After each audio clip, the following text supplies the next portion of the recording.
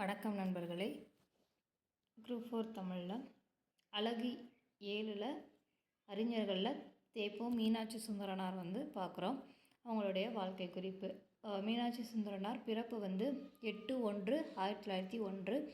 அவர் பிறந்த ஊர் சென்னை சிந்தாதிரிப்பேட்டை. அவங்க பெற்றோர் பொன்னுச்சாமி கிராமணி. மறைவு 1980.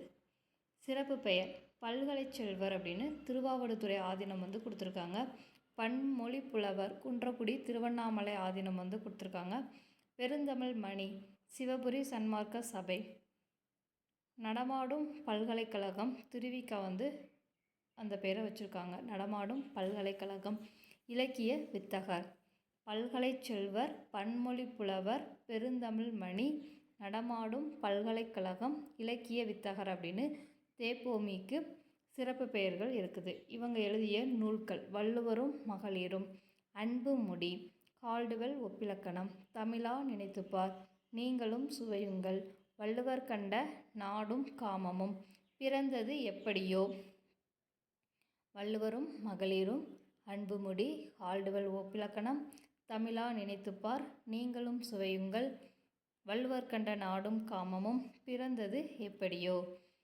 காணல் வரி சமணத்தமிழ் இலக்கிய வரலாறு, கல்வி சிந்தனைகள், தமிழ் மனம், தமிழும் பிற பண்பாடும், வாழும் கலை, தமிழ் மொழி வரலாறு, மொழியியல் விளையாட்டுகள், 10 பாட்டு ஆய்வு. காணல் வரி சமணத்தமிழ் இலக்கிய வரலாறு, கல்வி சிந்தனைகள், தமிழ் மனம், தமிழும் பிற பண்பாடும், வாழும் கலை, தமிழ் மொழி வரலாறு, மொழியியல் விளையாட்டுகள், 10 பாட்டு ஆய்வு. இவர் தமிழ் வித்துவான் தேர்வில் மாநிலத்தின் முதல் மாணவராக வெற்றி பெற்றிருக்கிறார். சென்னை உயர்நீதிமன்ற வழக்கறிஞராக பணியாற்றியிருக்கார். ஹரிஜனங்களுக்கு இரவு பள்ளி தொடங்கினார். மொழியியல் துறையை மொழியியல் உயர்வு ஆய்வு மையமாக மாற்றினார். சிகாகோ பல்கலைக்கழகத்தில் தமிழ் கல்வி தொடங்கிய போது அங்கு தமிழ் பேராசிரியராக பணியாற்றினார். சிகாகோ பல்கலைக்கழகத்தில் தமிழ் பேராசிரியராக பணியாற்றினார். பத்மபூஷன் விருதும் கலைமாமணி விருதும் பெற்றிருக்கிறார். தேப்போமி பத்மபூஷன் விருதும் கலைமாமணி விருதும் பெற்றிருக்கிறார். அதுக்கடுத்து தேப்போமி மீனாட்சி சுந்தரத்தை பற்றி கவர்மெண்ட் மெட்டீரியல்ஸில் நம்ம பார்க்க போகிறோம். உவேசாவின் ஆசிரியர் மகாவித்துவான் மீனாட்சி சுந்தரனார். மீனாட்சி சுந்தரனாருக்கு கற்க வேண்டும் அப்படிங்கிற ஒரு வேட்கை தனியாததாக இருந்தது. தந்தையிடம் அவர் தமிழ் கற்றார். குலாம் காதர் நாவலர், சவரி ராயலு, தியாகராசர், சாமிநாதர் ஆகியோருடைய ஆசிரியர் யாருன்னா மீனாட்சி சுந்தரனார் தான். உவேசாவுக்கு ஆசிரியராக இருக்கும்போது மீனாட்சி சுந்தரனார் திருவாவடுதுறை ஆதீன வித்துவானாக இருந்தார். மீனாட்சி சுந்தரனார் 80க்கும் மேற்பட்ட நூல்களை எழுதியிருக்கார். தலப்புராணம் பாடுவதில் வல்லவர் யாருன்னா மீனாட்சி சுந்தரனார். இறுதி வரை நிறை குடமாகவே வாழ்ந்தார். நோய்க்கு மருந்து இலக்கியம் என்றவர் யாருன்னா மீனாட்சி சுந்தரனார். நோய்க்கு மருந்து இலக்கியம். சேக்கிலாரை பக்தி சுவை நனி சொட்ட சொட்ட பாடிய கவிவளவ அப்படின்னு பாராட்டியவர் மீனாட்சி சுந்தரனார். திருவிக்காவிற்கு வாய்த்த மொழிநடை மலை என தமிழ் உலகில் ஓங்கி உயர்ந்துள்ளது என கூறியவர் யாருன்னா மீனாட்சி சுந்தரனார். திருவிக்காவிற்கு வாய்த்த மொழிநடை மலை என தமிழ் உலகில் ஓங்கி உயர்ந்துள்ளது அப்படின்னு சொல்லியிருக்காரு. தமிழ் இலக்கிய வரலாற்றில் புலமை கதிரவன் என தமிழ் அறிஞர்களால் போற்றப்பட்டவர் மீனாட்சி சுந்தரனார். புலமை கதிரவன் அப்படின்னு போற்றப்பட்டவர் மீனாட்சி சுந்தரனார். திருவாவடுதுறை மடத்தின் தலைமை புலவராக விளங்கியவர். மீனாட்சி சுந்தரனார் பெருமையை உணர்த்தக்கூடிய நூல் சேக்கிலார் பிள்ளை தமிழ். மீனாட்சி சுந்தரனாருடைய மாணவர்கள் உவேசா, தியாகராசர், குலாம் காதிரு நாவலர். தலாபுராணங்கள் பாடுவதில் சிறந்தவர் மகாவித்துவான் மீனாட்சி சுந்தரனார். யமக அந்தாதி, திரிபந்தாதி, வெண்பா அந்தாதிகள் ஆகியவற்றை உருவாக்கியவர் தேப்போ மீனாட்சி சுந்தரனார். குடிமக்கள் காப்பியம் அப்படின்றத எழுதியவர் மீனாட்சி சுந்தரனார். மாயூரம் வேதநாயகத்தின் சமகாலத்தவர் மீனாட்சி சுந்தரனார். மீனாட்சி சுந்தரனார் எழுதிய குடிமக்கள் காப்பியம் அப்படிங்கிற ஒரு நூலை பார்க்க போகிறோம். அவர் அவர் எழுதுகிறப்ப சொல்லியிருக்காரு, 40 ஆண்டுகளுக்கு முன்னாடி அவருடைய இளமை வாழ்க்கை அது நினைக்க நினைக்க ரொம்ப இனிமையாக இருக்கும். ஏன் அப்படின்னா அவங்க மின்சார விளக்குகள்லாம் வரதுக்கு முன்னாடியே மினுக்கு மினுக்கு அப்படிங்கிற மின்னக்கூடிய அந்த பூச்சிகளோடு தெரு விளக்குகளும் இருக்கக்கூடிய அந்த காலத்தில் அது ஒரு அழகான காலம், ஒரு இன்பமாக இருக்கும். அதுவும் ஈவினிங் ஆகிட்டு பொழுது சாஞ்சிடுது அப்படின்னா அங்கே ஒரு ஊர் அடங்கி ஒரு மௌனமாக இருக்கும். அந்த மௌனம் வந்து பெரும் மௌனமாக காணப்படும் அப்படின்னு சொல்லுதாங்க. அங்கெல்லாம் அவங்க மாலை 6 மணிக்கெல்லாம் சோறு முடிந்து விடும் அப்படின்னு சொல்கிறாங்க, சாப்பிட்ருவாங்க. அதுக்கப்புறம் அங்கே வீட்டில் வேலை செய்யக்கூடிய பழைய வேலையாளர்களை சுற்றி உட்காந்துக்கிட்டு நாயனா நாயனா ஒரு கதை அப்படின்னு அப்படியே அன்பு கனியை கூறி கதையை கேட்கறதுக்கு சூழ்ந்து உட்காந்துக்கிடுவாங்க. அதுக்கப்புறம் என்ன சொல்கிறாங்கன்னா, அவங்க கதை ஆரம்பிக்கும்போது ஒரு அரசனும் அரசியும், வீரரும் சூரரும், அதுக்கப்புறம் பொன்னும் மணியும், அழகும் கடவுளும், பேசும் விலங்குகளும், பாடும் மரங்களும், இந்த மாதிரி தான் ஆரம்பிப்பாங்க. அதாவது ஒரு ஊரில் ஒரு அரசர் இருந்தார், இப்படி தான் கதையை கூறுறதுக்கு ஆரம்பிப்பாங்க. அதாவது பெரும்பாலும் அந்த கதை எல்லாமே முடிமக்கள் கதையாக தான் இருக்கும் அப்படின்னு சொல்லுதாங்க. என்னென்ன கதைகள்லாம் கேட்டிருக்காங்க அப்படின்னா, விக்ரமாதித்தன் கதை, மதன காமரசன் கதை, திருவிளையாடல்கள், நலன் கதை, அரிச்சந்திரன் கதை, துரியோதனன் கதை, ராமர் கதை எல்லாம் முடிமக்கள் கதைகளே. இப்படி முடிமக்கள் கதைகளாக தான் சொல்லியிருக்காங்க. குடிமக்கள் கதையை வந்து அவங்க ஒன்றுமே கேட்டது இல்லை அப்படின்னு சொல்கிறாங்க. அதுக்கடுத்து பள்ளியில் படிக்கும்போதும் கல்லூரிகள்லேயும் கேட்கக்கூடிய அந்த கதைகள் வந்து முடிமக்கள் கதைகளாக தான் இருந்திருக்குது. அதாவது ராமாயணம், பாரதம், ஹரிச்சந்திர புராணம், நலவெண்பா, நௌடதம். சரி, ஆங்கிலத்தில் படிக்கும்போது ஏதாவது படிச்சிருக்காங்களான்னா ஷேக்ஸ்பியர் நாடகங்கள், அதுவும் அரசர்களை பற்றி தான் இருக்கும். வரலாறு படிக்கிறோம் அப்படின்னா அதுவும் அரசர்களை பற்றி தான் இருக்கும். ஒரு பாட்டாளி அப்படின்றத பற்றியே அங்கே படித்ததே இல்லை. அதற்கு பின்னாடி இப்போ வந்தது தான் பாட்டாளி உலகம் பிறந்து வளர்ந்துருக்குது அப்படின்னு சொல்கிறாங்க. அதுக்கடுத்து தமிழில் மட்டுமா இந்த நிலை இருந்து வருது அப்படின்னு கேட்கும்போது, இது வந்து தமிழில் மட்டும் இல்லை, உலகம் தோன்றியதுலேருந்து உலகத்தில் இருக்கக்கூடிய அந்த முழுவதும் கதை எல்லாமே ஒரு முடிமக்கள் கதையாக தான் இருக்குது. அதாவது வடமொழியோடைய ஆதி காவியம்னு பார்த்தோம்னா வான்மீகியோடைய ராமாயணம், கிரேக்கர்களுடைய பழங்காப்பியம் அப்படின்னு பார்த்தோம்னா ஹோமர் பாடிய இலியட். இதோடைய கதை என்ன அப்படின்னு பார்த்தோம்னா, மெனலஸ் அப்படிங்கிற ஒரு அரச பெருமான் வந்து அவங்களுடைய அழகிய மனைவி வந்து யாருன்னா ஹெலன் பெருமாட்டி. இந்த ஹெலன் பெருமாட்டியை வந்து பாரிஸ் என்ற இளிய நாட்டு இளவரசன் வந்து சிறை எடுத்துக்கொள்ளுதான். அப்போ அங்கே வந்து போர் வருது. அந்த போர் மூலமாக தான் அங்கே வரக்கூடிய அந்த போர் மூலமாக பாடக்கூடிய இதுதான் அந்த பழங்காப்பியம், கிரேக்கர்களுடைய பழங்காப்பியம் அப்படின்னு சொல்கிறாங்க. அதுக்கடுத்து நம்ம என்னது பார்க்கணும்னா லத்தீனுடைய பழங்காப்பியம்.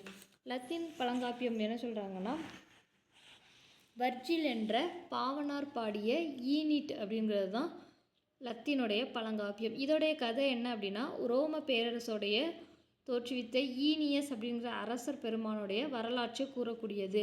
அப்போது உலகத்தில் இருக்கக்கூடிய மற்ற காப்பியங்களையும் எடுத்துக்கிட்டாலும் அது அரசர் வீரரை பற்றியாக தான் இருக்கிறது அப்படின்னு சொல்கிறாங்க. அதுக்கடுத்து முடியரசு காலம், அதெல்லாம் ஏறக்குறைய இப்போ முடிந்து விட்டது அப்படின்னு நம்ம சொல்லிவிடலாம். ஏன்னா இது வந்து குடியரசு காலம். இப்போ வந்து முதலாளி அப்படிங்கிறது புகழ்ந்ததெல்லாம் மலையேறி விட்டுருது. பாட்டாளி அப்படிங்கிற சொல்ல தான் பாட்டை போல இனிக்கின்ற காலம் இது அப்படின்னு எழுதியிருக்காங்க. அண்மையில் தமிழ் இலக்கியத்தினை நம்ம ஆராயும் போது ஒரு இளைய அறிஞர் இருக்கார் அப்படின்னா, முதலாளி இலக்கியமும் முடிமக்கள் இலக்கியமும் அன்றி குடிமக்கள் இலக்கியம் என ஏதேனும் உண்டா அப்படின்னு அவர் நெஞ்சம் குமுறுதான். இளைஞருடைய நெஞ்சம் குமுறுது அப்படின்னு சொல்லியிருக்காங்க மீனாட்சி சுந்தரனார். அதாவது நம்ம குரம் பாடினாலும் அது மீனாட்சி குரமாக இருக்குது, குறவஞ்சி பாடினாலும் அது சரபேந்திரர் குறவஞ்சியாக இருக்குது அப்படின்னு சொல்கிறாங்க. அடுத்து தமிழ் இலக்கிய வரலாறு. இந்த வரலாறில் வந்து முதலாக காப்பியம் அப்படின்னு நம்ம பார்த்தோம் அப்படின்னா அது சிலப்பதிகாரம் தான். அது யாருடைய கதை அப்படின்னு சொல்கிறாங்க.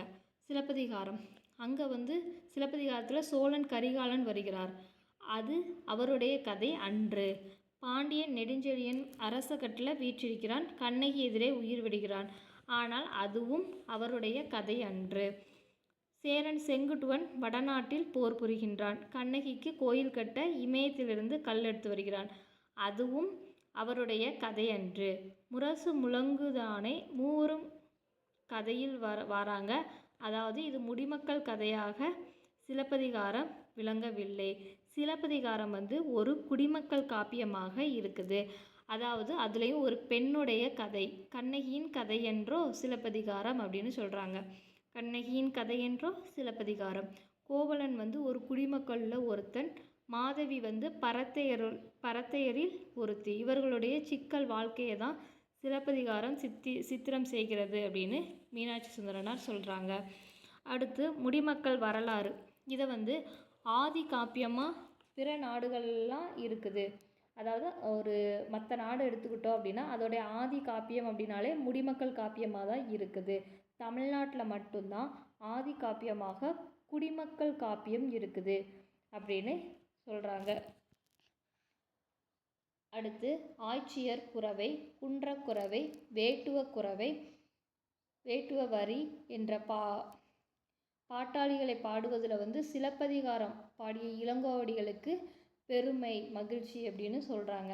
குடிமக்கள் வழியாகவே தமிழ்நாட்டுடைய ஒருமை ஓங்கி வளர காண்கிறார் இவர் இளங்கோவடிகள் அப்படின்னு சொல்கிறாங்க. அதாவது குடிமக்களை தான் உயர்த்தி சொல்கிறாங்க இளங்கோவடிகள் அப்படின்னு சொல்கிறாங்க. சோழ நாட்டில் பிறக்கிறார் கண்ணகி, பாண்டி நாட்டில் கணவனை இழக்கிறாள், சேர நாட்டில் தெய்வமாகிறாள் அப்படின்னு இளங்கோவடிகள் ஒரு குடிமக்கள் காப்பியத்தை தான் சொல்கிறாங்க. அதுக்கப்புறம் என்னுடைய வாழ்நாளிலே யார் சொல்கிறான்னா தேப்போ மீனாட்சி சுந்தரனார் சொல்கிறாரு, என்னுடைய வாழ்நாளுக்குள்ளேயே ஒரு புரட்சி காண்கிறேன். அதாவது முடிமக்களை பற்றியே நான் கதையை கேட்டும் எழுதியும் வந்திருக்கேன். இப்போது குடிமக்கள் கதையை கேட்டு எழுதி வருகிறேன். அதாவது ஏறக்குறைய 2000 ஆண்டுகளுக்கு முன்னாடி இதை நம்பியவர் யார் அப்படின்னா இளங்கோவடிகள். அவர் நம்பியதுனால தான் குடிமக்கள் கதையை ஒரு காப்பியமாக எழுதி கொடுத்துருக்காரு. தமிழ்நாடும் அந்த காப்பியத்தால் இன்றைக்கு வர பாராட்டு படி செய்துவிட்டார் இளங்கோவடிகள் அப்படின்னு சொல்கிறாரு. அதுக்கப்புறம் சங்க காலம் ஒரு புரட்சி காலம். சங்க காலம் அப்படிங்கிறது ஒரு புரட்சி காலம். இப்போ நேரில் கண்ட ஒரு போர் அல்லது ஊர்களை பற்றி உவமையாக கூறக்கூடிய புதுமையை சங்க காலத்தில் உள்ளவங்க பண்ணியிருக்காங்க அப்படின்னு சொல்கிறாங்க. வஞ்சிமா நகர் போல அழகிய தலைவி அப்படிங்கிற ஒரு மேற்கோள். வெண்ணிப்போர் ஆரவாரம் போல பழிச்சொல் அம்பலத்தில் ஆரவாரமாகிறது அப்படிங்கிற ஒரு மேற்கோள். இதெல்லாம் பாடுகிறது எப்படி இருக்கிறது, ஒரு புது மரபை சங்க புலவர்கள் நிலைநாட்டி விட்டதாக சொல்கிறாங்க. அடுத்து மாதவியும் கோவலனும் எப்படி இருக்காங்கன்னா ஓர் உயிரும் ஈருடலுமாக வாழ்கின்றார்கள். ஓர் உயிரும் ஈருடலுமாக வாழ்கிறார்கள் அப்படின்றத புகார் காண்டம், சிலப்பதிகாரத்தில் புகார் காண்டம் சொல்லுது. கணவனை இழந்த அந்த கண்ணகியோடைய அவலச்சுவையின் ஆழத்தை மதுரை காண்டம் சொல்லுது. கண்ணகிக்காக எடுத்த அந்த கல்லை வடவரசர் தலைமீது ஏற்றி வந்த செங்குட்டுவனுடைய வீரத்தை பாடக்கூடியது வஞ்சு காண்டம்.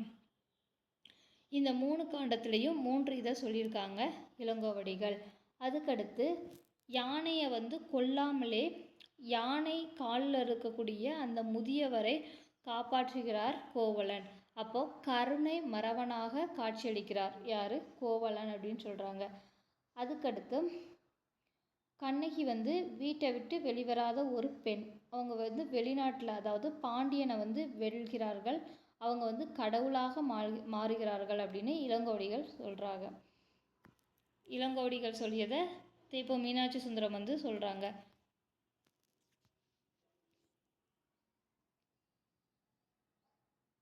அதுக்கடுத்து என்ன பார்க்குறோம் அப்படின்னா பரத்தையர் குடிப்பெண்ணான மாதவி, இவங்களுடைய கற்பரசியாக இவங்க ஓங்கி இருக்கிறாங்க. துறவரத்தின் முடிமணியாக சிறந்து விளங்குறாங்க.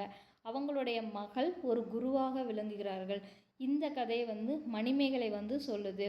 அது மட்டும் இல்லாமல் திருவள்ளுவர் அவருடைய பொருட்பாலில் குடிகளது சிறப்பை கடைசி 13 அதிகாரத்தில் கூறுகிறார் திருவள்ளுவர் கூறிய குடியியலுடைய நுட்பத்தோட உணரமாட்டாது அந்த அதிகாரங்கள் ஒலிப்பியல் அப்படிங்கிற அது ஒதுக்கி வைத்தது புதுமையோ அப்படின்னு சொல்கிறாங்க. ஒலிப்பியல் அப்படிங்கிறது அனாமத்து கணக்கா அப்படின்னு தேப்போ மீனாட்சி சுந்தரனார் கேட்காங்க. இன்று குடிமக்கள் காப்பியத்துடைய பெருமையை நம்ம உணர்ந்து வருகிறோம்.